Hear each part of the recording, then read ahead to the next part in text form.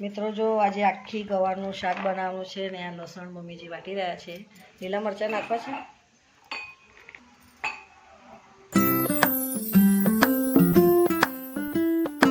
જય શ્રી કૃષ્ણ, રાધે રાધે, જય દ્વારકાધીશ, હર હર મહાદેવ. મિત્રો સ્વાગત છે તમારું મારા નવા બ્લોગમાં. મિત્રો સવારના 10 વાગી ગયા છે. તમે બધાને ગુડ મોર્નિંગ ને કેમ છો? તમે બધા મજામાં? બધા મજામાં રહ્યો. દ્વારકાધીશ બધાને સારા રાખે, મસ્ત રાખે. મિત્રો જો નાહી ધોઈને એકદમ ફ્રેશ, પૂજા બી થઈ ગઈ, ઘરનું બધું કામ પતી ગયું. હવે જમવાનું બનાવવાની શરૂઆત થઈ ગઈ છે. તો આજે આખી ગવારનું શાક બનાવવાનું છે. તો ગવાર બાફા મૂકી દઉં અને બધી તૈયારી કરું. તો ચાલો વિડીયોમાં બનાવી રહેજો. વિડીયો સારો લાગે તો લાઈક, શેર, કોમેન્ટ કરજો. મિત્રો જો આજે આખી ગવારનું શાક બનાવવાનું છે ને આ લસણ મમ્મીજી વાટી રહ્યા છે. લીલા મરચાં નાખવા છે.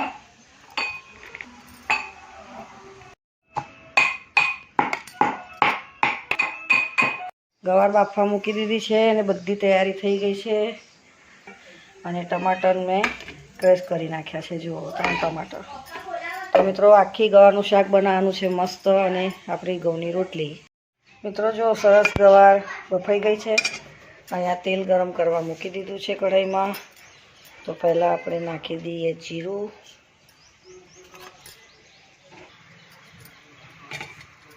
મીઠી લીમડી, હવે લીલા મરચાં અને આદુ ને લસણ વાટ્યું હતું તે નાખી દઈએ મસાલો.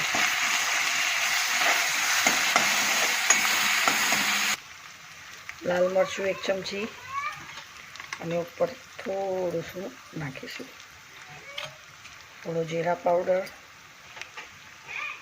થોડો ગરમ મસાલો, હળદર થોડી.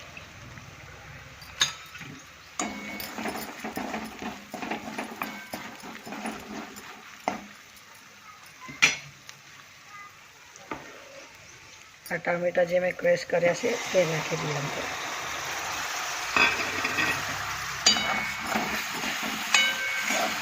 મિત્રો આજે મસ્ત આખી ગવારનું શાક બનાવવાનું છે. થોડું મસ્ત એકદમ સૂકું શાક એને રાખી દઈએ આપણે.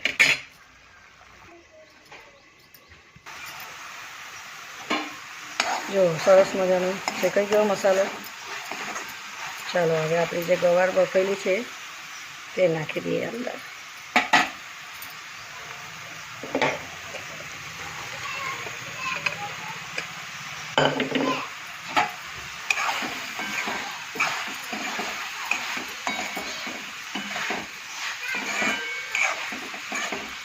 મિત્રો હવે થોડું મીઠું નાખી દઈએ, કેમ કે બાફામાં થોડું મીઠું નાખ્યું હતું મેં, એટલે થોડું મીઠું નાખી દઈએ. તો આજે આખી ગવારનું શાક બનાવ્યું મસ્ત, જોઈ લો.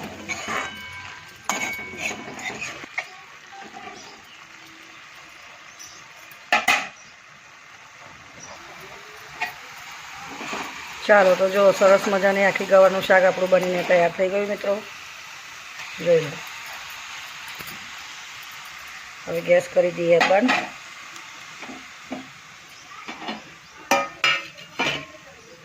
હવે ઉપર નાખી દઈએ આપણે ધાણા. સરસ મજાનું આખી ગવારનું શાક બનીને મારું તૈયાર થઈ ગયું. જો મિત્રો સરસ મજાની ગરમા ગરમ રોટલી તૈયાર છે ઘઉંની, અને આખી ગવારનું શાક પણ તૈયાર છે. તો જમવાનું મારું રેડી થઈ ગયું. મિત્રો મારું જમવાનું બની ગયું. આજે આખી ગવારનું શાક બનાવ્યું છે મસ્ત બાફીને, અને ઘઉંની રોટલી મસ્ત ગરમા ગરમ. તો ચાલો મિત્રો આજ માટે આટલું જ. ચેનલ પર ના હોય તો સબસ્ક્રાઈબ કરજો. વિડીયો સારી લાગે તો લાઇક, શેર, કોમેન્ટ કરજો. અને ચેનલ પર ના હોય તો સબસ્ક્રાઈબ કરવાનું ભૂલતા નહીં હો મિત્રો, કેમ કે તમારો પ્રેમ અને તમારો સપોર્ટની મને ખૂબ જ જરૂર છે. તો ચાલો મળીએ નવા બ્લોગમાં. જય શ્રી કૃષ્ણ, રાધે રાધે, જય દ્વારકાધીશ, હર હર મહાદેવ. બાય બધાને.